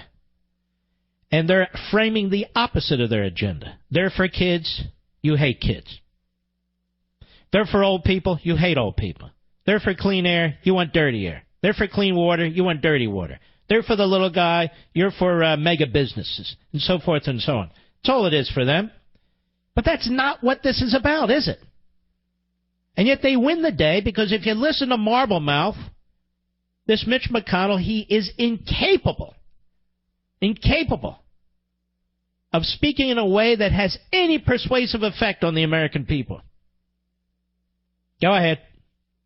We have principal concerns about how Judge Gorsuch was groomed by hard-right conservative billionaires like Mr. Philip Anschutz. How come networks such as they are, like CNN, don't call this guy a left-wing conspiracy nut? So Gorsuch was groomed by billionaires, hard-right billionaires, like Mr. Philip Anschutz. I've met Philip Anschutz once or twice. Most decent guy you've never met. More decent guy you've never met. He's just a great guy. He's a man of faith. His wife is a woman of faith. He's raised a family. He's created a huge business. Hasn't cheated anybody. Hasn't stolen from anybody. All on the up and up. Using capitalism. He's a successful man. You're not allowed to be successful anymore. If you're successful, you're a special interest. No, if you're successful, you're contributing to society more than those who are taking from society. Nothing wrong with Philip Anschutz. He's a very decent man who's done very decent things, like employ people. Go ahead. Principled concerns about how Judge Gorsuch was selected off a pre-approved list of conservative judges. Oh, my God. Wait a minute. He was selected off a pre-approved list of conservative judges? Can't have that. No. Well, how do you get names? No. You get names, On fortune cookies. You open the cookie and there's a name. That's how you get the names. Or you go to the left-wing groups who tell you who to nominate. Pre-selected, pre-approved list of conservative judges. Yeah, Trump made them public. He ran on them. Look, these are 21 people I'll choose from this list. Wow, what a secret special interest kind of thing. No, it's not. Go ahead. Organizations who have spent 3 decades campaigning to move our judiciary far to the right. All right, you moron. Far to the right now means to enforce the Constitution. Do not allow them to steal the language. I want to move it far to the right. Hey, what the hell? We got this living and breathing thing going on here. The Constitution says what we say it means. They want to move it to the far right? I don't know, ladies and gentlemen. Let me ask you, was James Madison far right? Was was George Washington far right? Were they? Was Benjamin Franklin far right? These are the men whose words we honor, that we revere. Were they far right? You moron, Schumer? Cut 12, go. The Republicans are playing a game of unnecessary and dangerous brinksmanship. If it comes to a rules change, and I say all right, stop. I don't think there's a politician. I detest a lot of them, but I really don't think day in and day out, year after year, there's a politician I despise more than this snake oil salesman. And he looks like a snake oil salesman. And he conducts himself like a snake oil salesman. And it looks like he put snake oil in his hair with his cornrows. He's just a despicable human being, this Chuck Schumer. And then there's Jeff Merkley. Oh, yes, Jeff Merkley of the famous Merkley family. Democrat, Oregon. This is what Oregon burped up. Cut 13, go. But about the nuclear option, is that where we're headed? In regard to the nuclear option is just... Let's stop a second. In regard to the nuclear option, the 51 votes to change...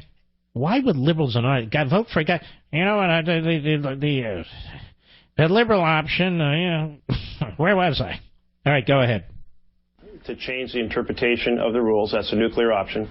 Change it to a simple majority to close debate.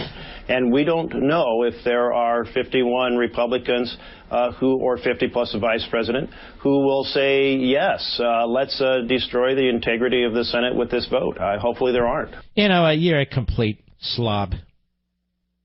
You're an intellectual fraud and phony. So the Republicans would destroy the integrity of the Senate with this vote, when the Democrats would conduct or threaten a filibuster for the second time in American history against a Supreme Court nominee. Their first one being, as we've talked about, Abe Fortas, who was corrupt. Nobody's ever conducted, no Senate has ever conducted a filibuster against a Supreme Court nominee because they didn't like him. And Jeff Merkel, the Republicans destroy the integrity. You have no integrity, you jerk. You jerk.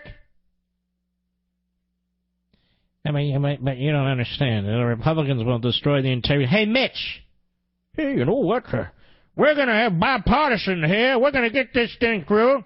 We're going to get him, and no matter what, we're going to get a vote on him. Well, what about Obama? Hey, we're not using reconciliation. No, we're not using that process.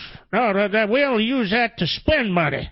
And we're not going to use that to, repeal Obama. We want here bipartisanship.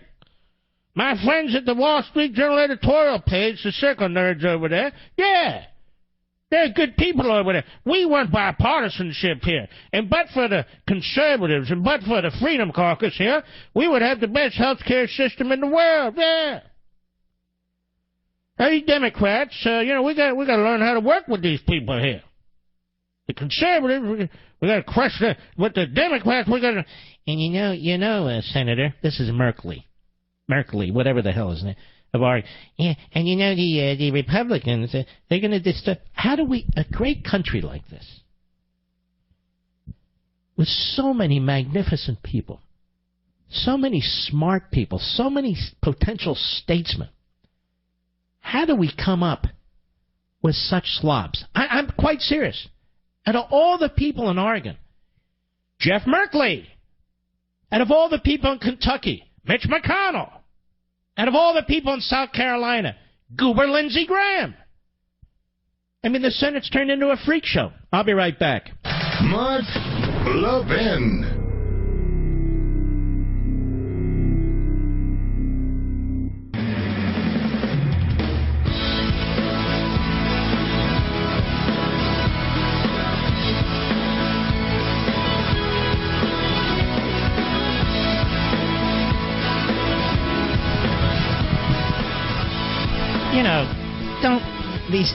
There's some social sites, some websites I really like, but the commenters are moronic. On the same social site you might read, people send me this stuff. On the same social site you might read, Mark's now getting into this intel stuff to support Trump because his ratings are hurting. He's losing his audience. And in the same stream, the same thread, I guess it's called, Mark is, he's attacking Trump because he's losing his audience and he needs to get conservatives back. Do people realize, not you folks, but the people sitting in their underwear in their mommy's basement with tank tops on, haven't showered for 4 days, filling their face with Lay's potato chips, with lice in their hair? Get the image? Sitting there with long nails and dirt under their nails, typing away on their laptop. You know what else? And then they use fake names or phony pictures or whatever. Now I feel good. What else can I have? Pretzels? Yes, those people. Those people. I've been doing this a long time now. A very long time. And I'm locked in, I think it's another 8.5 years, Mr. Producer? No, you don't understand. He's doing it for... I'm not doing it. I tell people the truth. From my perspective, I tell people exactly what I believe. I wear it on my sleeve. I give a reason. You don't have to agree. But one thing that we believe in here is integrity. I do. Some people are having a tough time in this business and on TV, holding on to their integrity. They're just not sure what to do. I don't get it. Just have some principles. There's other things going on. One day I may talk about this behind the scenes with some of the broadcast companies and some of the hosts and orders coming down and so forth and so on. It's really quite remarkable. I can only tell you this. I work for Cumulus Westwood One, formerly Citadel, and before that, ABC Radio Network. Nobody has ever commanded that I attend a meeting with a politician on the phone or otherwise. Nobody has ever demanded that I follow a party line on Obamacare or the election or anything of the sort. That's not true with some of these other outfits. I've barely ever spoken to, by email, the CEO of Cumulus or the CEO of Westwood One. That's it. I have complete and utter intellectual freedom. Some of these others don't. Or some of the others do look at ratings and they say, I can't come down too hard on this side. I can't get too. Let me just kind of play it. Let me be an objective analyst. Or others are all in, one way or the other. I'm not all in one way or the other, except when it comes to the fundamentals. And I have a wonderful, wonderful audience in you. And I express it in every way I know how. I mean, I express it in radio, I express it on Levin TV, I express it in my writings. So I just wanted to point that out. What did you say, Mr. Perdue? Do I have to take a break or am I okay? We're okay. All right. Well, then let's continue, shall we? Robert, Dinosaur, Colorado. The Levin app. We had to check to make sure there is a Dinosaur, Colorado, and there sure is. There is. It's really tiny. Well, there's about 330 or 40 of you. That's right. Yeah, we're in the center of the biggest energy find in the U.S. on the continental U.S. When you take oil, coal, natural gas, and uranium together, there's never been more found on the face of the earth than up in northwest Colorado, eastern Utah, and southern Wyoming. Just a little fact. All right. But I really appreciate you being a voice in the wilderness, Mark. And I did support Donald Trump after, halfway through the fiasco that was going on in the Republican primary. And I this morning when I heard that he threatened the conservative caucus of the Republican Party, I just said, this is it. I said, you want to be a Ronald Reagan? It's impossible. Now, I mean, when you say words like he did today, threatening the conservative people that in the Republican Party Congress that represent early American values, of which I would classify myself as a very strong early American constitutionalist, and I live it out. We taught our kids at home when it was illegal in our state of Colorado. We stood against them, and we raised it up and found people in the state finally to make it legal, but we didn't particularly like it because we don't like going to the government for permission to do something that is really our right to do, teach our kids. And I just wanted to say that when he said those words today, he touched the apple of my eye by threatening the conservatives. And I really appreciate you having on Representative Massey to explain what he was involved with this. I really appreciate saying, swamp care. That makes a lot of sense to me.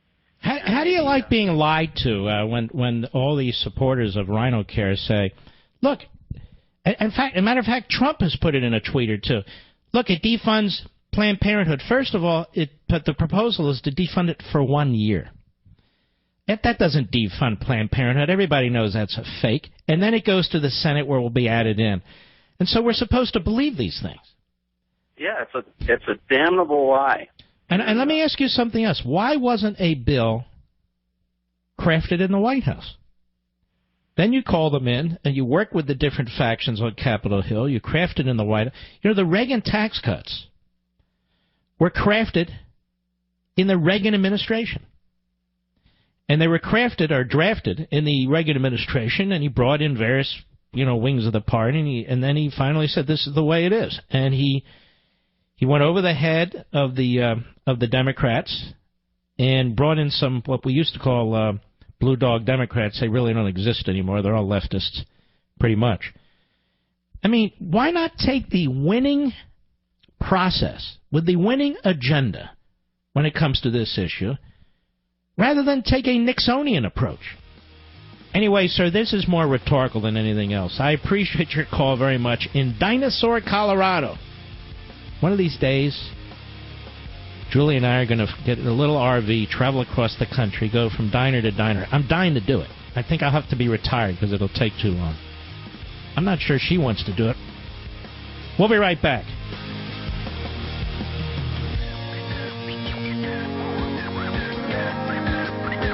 Hey, yes, ladies and gentlemen, this is DJ, what should I call myself? Marky Mark, but there is a Marky Mark. All right, whatever. There's a key reason that I endorse Blindster.com instead of any other window treatment company. That's blindster.com, by the way. Yes, they have a huge selection of custom blinds, shutters, and shades. Yes, their prices are rock bottom. Yes, I love their exclusive fit or free guarantee.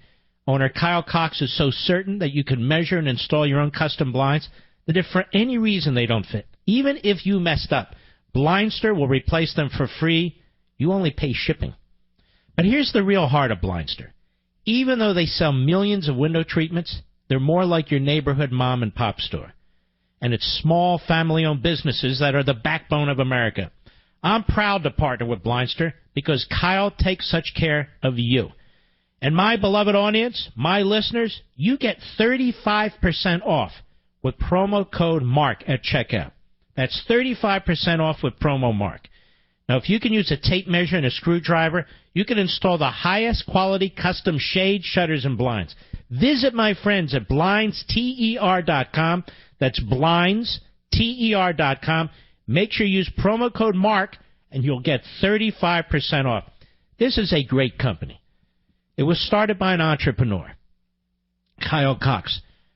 and I've gotten to know Kyle, and he really is the real deal. And you would like him, too, if you ever met him. So check it out. That's Blinds, TER.com, Blindster.com, promo code Mark, get 35% off. Absolutely terrific company, a terrific guy there. Barbara, Queens, New York, the great WABC. Go. Mark, hey, before I start launching into my tirade on Chucky Schmucky, I just want to say I just got through very recently reading your Rescuing Sprite. Mm-hmm. I'm a heavy-duty animal rescuer here in New York City, and you know what, Mark? This book made me laugh and it made me cry. Well, thank you. It was just so special.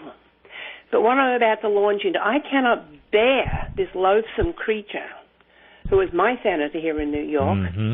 I cannot tell you how many times I have called his Washington office, his local office. You cannot get through. It's busy, busy, busy. You can't leave messages. Then I pick up the phone and I call his girlfriend, Gillibrand. Mm-hmm. There I can get through to and leave my 2 cents worth on the things that annoy me no end. You know, she used to be a moderate congresswoman, and now she's a leftist kook, too. She's as crazy as a loon. She's as crazy as he is. Yep. And they don't care, because New York actually used to be somewhat competitive. Al D'Amato won 3 times there and so forth, but right now it's just a complete loser for conservatives, for even moderately conservative Republicans. Preacher here who's running the city. Yeah. It's out. I tell you what, Mark, I'm a pretty tough lady. I've never been scared in my life. Mm-hmm. I look over my shoulder now when I walk through the streets here in my beautiful downtown Flushing. I got accosted in a local park. No, the last 4th of July. Yes. I'm really pissed now because I have to be frightened in my neighborhood. Now, are you originally from Australia? Yes, I am. How did I know? I don't know. How long have you been in America? I came here in 1967 to 3 months. Wow. I was recruited in Australia to work for the United Nations. It was a 3-month. It was a 3-month deal. Mm-hmm. FLW, famous last words. But you know what? This is my country now, and I fight like a butcher's dog.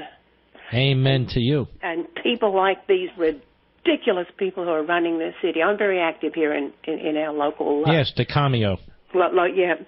Local stuff that's going on. But I just wanted, I love you to death, sweetie. I'm always thank you. Always pushing you, and tune into 77 AM on the local dial.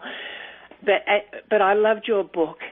It was thank you. So, as I said, it was just so special. All proceeds from that book, every penny, goes to a no-kill dog shelter in my area. So, Barbara, thank you very, very much for your call. Let's go to Nathan, Birmingham, Alabama.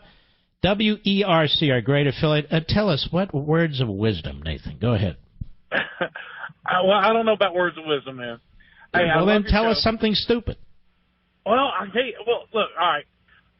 I was born or raised like a Southern Democrat, for real. My dad worked at a pipe mill, like steel mill, and it was big union. And all it's been put in my head is Democrat, Democrat, Democrat all my life. Right? I'm 38 years old. Mm-hmm.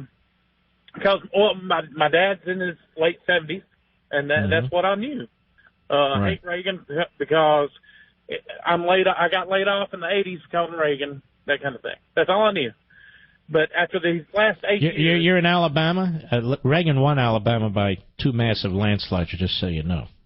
No doubt. Well, that I was probably... I mean, I was born, but I was probably too young to remember. Mm-hmm. So when Clinton won, I was like, whoo, you know. I mean, it's always... I haven't even kept up... I don't keep up with this. Where are we going, my brother? Where are we going? Well, the last 8 years has just made me sick. I don't even know what country I mean, I feel like I don't know. This isn't the way I grew up, really. No. I mean, the way things are, protesting and all this kind of thing. But I felt like Donald Trump, he wasn't like a career politician. And I felt so comfortable. But I mean, even though I live in Alabama. Let me ask you a question about this career politician stuff. Can't you have a career politician who believes in liberty, who's a conservative, and every step of the way fights for it and actually implements programs that are beneficial to the American people? Yes, sir. His name's Jeff Sessions. Okay, but so we do have that, right? Yes, we do. Okay, Herbert Hoover was not a career politician. He was a businessman, a very successful businessman, and he was a disastrous president. Yes, sir. I understand that he's not a career politician and so forth and so on, but he's a politician now, right? And you better be damn good at it because you're the President of the United States. So I will ask you this question. Is Paul Ryan a politician? No, I think he tries to. I mean, he. The answer is yes. Is Kevin McCarthy a politician? But they're too soft for my choice. Oh, but they're politicians. They're too soft, right? Well, who's just made an alliance with them and is trashing conservatives? Man, don't make me not like. Well, see, everybody. I don't want you not to like Trump. What I want us to do is to raise our, not even necessarily our voices, but raise our serious concerns. If you want to really help the president, put down the pom-poms every time he lurches left and say, Mr. President, I supported you, I voted for you, I want you to succeed, now cut it out. I agree with that. Well, see, in my mind, one thing is, if everybody hates him, he must be doing something right. No, but I don't hate him. I do despise Chuck Schumer, by the way. All right. If everybody hates him, they're right. You have to agree with that one. No, hey, dude, you are. I listen to you every night I can. Nathan, you're terrific. And if it makes you feel any better, my parents were not born with silver spoons in their mouths either. They scraped for every nickel they got, every damn one. My father lived through the Great Depression. He volunteered for World War II. They lived in the basement of a row home for many, many years in Philadelphia. Everything they had, they earned. They were never wealthy, but they taught their children patriotism and Americanism. So I don't come behind this microphone as somebody who was, children of Ivy League parents. And by the way, there's nothing wrong with that, as long as you haven't lost your mind and become a left-wing kook. So, I mean, my family identifies with that. What I'm concerned about now is where we're going in the future. And the de-emphasis when it comes to liberty, when it comes to the Constitution, when it comes to capitalism and so forth and so on, is my problem. Nathan, you sound terrific. You take care of yourself. Let's continue. Jeff, Fort Myers, Florida, the great WFSX. Go. Hey, Mark, thank you for taking my call. Yes, sir. My concern is Donald Trump and what he was pounding the stump on to become president. And did you vote for Donald Trump? Yes, sir. Yes, all right, sir. Go right ahead. Just curious. Go right ahead. I liked what he had to say. I believed in what he had to say. And now this talk lately has been to listen to the Democrats and somehow work with them. And my feeling is the Democrats since November 8th, probably really November 9th, as they've been smacked in the snoot and they don't like it and they're upset. And my feeling is, why would you try to negotiate now with people who are still upset all the way back then? Maybe take care of the things that you can do. What do you think about his tactics tonight? They're very Alinskyite, where he is personally identifying 3 House members. I mean, the president has enormous power.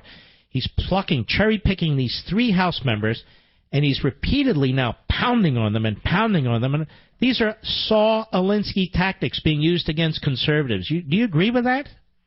No, sir, I don't. And you shouldn't abandon these people because as he stumped and he was campaigning for what he wanted, they embody what he was doing back then. And you can't turn your back on that. And he's reaching out to Democrats. Listen, I don't mind you reaching out to moderate Democrats, but there are no moderate Democrats in the Senate and the House anymore. Maybe there's 2 or 3, but that's about it. I mean, you have a political party that has as its purpose, its sole purpose, his demise. And you're going to undermine the Patriots in the House of Representatives? I feel that's a pretty stupid strategy. Yes, sir. Yes, sir, you're right. I believe in what you say. I've been listening to you. I'm new to all this, and I love what you say. You inspire me. And he inspired me when he started out, but what I'm finding is he's starting to slip a little bit. And you don't need to slip when you had the people behind you. If you had the people behind him, He just needs to win over those other ones. And when you do that, you can take that away from the Democrats who are dependent on those other people to stand behind him. I think he's in a power position. I think he should hold on to it. Well, it's an excellent call. I really appreciate your call, my friend. I'll be right back. Mark Levin.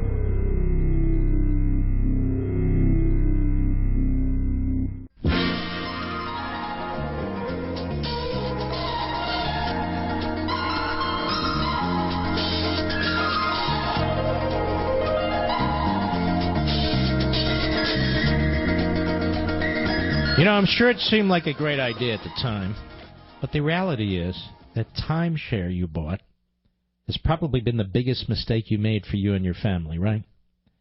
Like millions of people, you found out quickly that you don't always have the time to use it. It's impossible to schedule your timeshare when you want to travel, and when you do, there's all those extra fees. Now, if you're fed up with your timeshare, visit my friends at resortrelease.com or call 888-455-MARK. That's a simple number, 888-455-MARK. ResortRelease.com will get you out of those ongoing payments and increasing fees legally and permanently. ResortRelease.com is A-plus rated and accredited with the Better Business Bureau. They have a 100% money-back guarantee. Did you hear that? A 100% money-back guarantee. If you don't get out of your timeshare, you don't pay anything. Period. They've already helped over 18,000 families get rid of their timeshare. Don't let your timeshare fees increase. Call Resort Release. Call Resort Release at 888-455-MARK or visit resortrelease.com. That's 888-455-MARK. This is a great outfit. It's a new sponsor. Again, I vetted these folks. I spoke to these folks for a while. I went through everything, what they do, how it works. They're not only legit, they're experts. They're pros. They're really, really good. You ought to check them out. 888-455-MARK. All right. Again, my man Bill Cunningham, Cincinnati. Bill Cunningham, he will be on tomorrow. Debbie, Salina, Kansas, K-I-N-A. Go. Hi. I just called to say it's a very sad day in America. I was very distraught this morning when I heard this report that Trump was going to turn on us, essentially. And I decided I'm going to call my representative, my senator. I'm from a very red state with Republican representatives and senators. And but you got Roberts. He's kind of a knucklehead. So you can't even pretend. They won't even pretend anymore to listen to you. You call up on your own dime, and they won't even politely listen and say thank you very much. They got so rude. I said, so you don't even care what we think anymore. And the kid on the other end said, you got that right. And he hung up on me. Whiz. He hung up on me. But you know what? The most honest person on Capitol Hill. Well, you know what? He was Even honest. He's a little and then snot-nosed. I called back, and then I asked for somebody higher up, and that person called me a liar and said, I don't believe he said that to you. And I said, May I ask you a question? Which office did you call? Whose was it? It was Representative Marsh. Of course he is. Another schmo. I know. But that's how sad it is. That's what I called to say. It is a sad day when you live in a red state with Republicans all around this state, and you can't even call up and be treated decently, even though they're still going to do what they want to do. And so then we all have to call Mark Levin and say, Mark, we're losing our minds out here. I mean, no, you're not. You're all very, very cogent and sober. It's them. Thank you very much, Debbie. Molly, it's Woman's Night. Raleigh, North Carolina, Sirius Satellite. How are you? I am, just very bummed today, ever since at noon when I heard about President Trump's tweet. My husband and I supported Ted Cruz. I am 72. I walked the streets. I made phone calls. We passed out voter guides. We did everything we could to elect conservatives. On March 3rd, I wrote a letter to 22 members of Congress. Hold on now. Did you wind up voting for Trump? I did. You see, this is the miscalculation. Let me just make this point.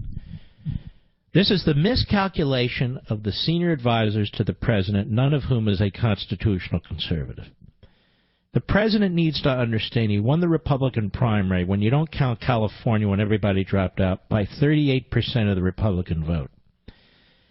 That means a ton of conservatives, millions of conservatives, more than Ted Cruz voters, well beyond his base, voted for President Trump because they didn't want Hillary and a bunch of other reasons, the Supreme Court and so forth. So when you start trashing conservatives, or you start using Alinsky tactics by picking on 2 or 3 of the patriots on Capitol Hill, when you start making alliances, I mean alliances to the end with people like Paul Ryan, you're turning off a lot of people. And you're reaching out to the Democrats, and you're not going to replace that support. I can take my word for it with Democrats and leftists. Thank you for your call. Ladies and gentlemen, we salute our armed forces, police officers, firefighters, and emergency personnel. Check out Levin TV tonight. I will see you on Monday. Tune in tomorrow to Cunningham. God bless each and every one of you.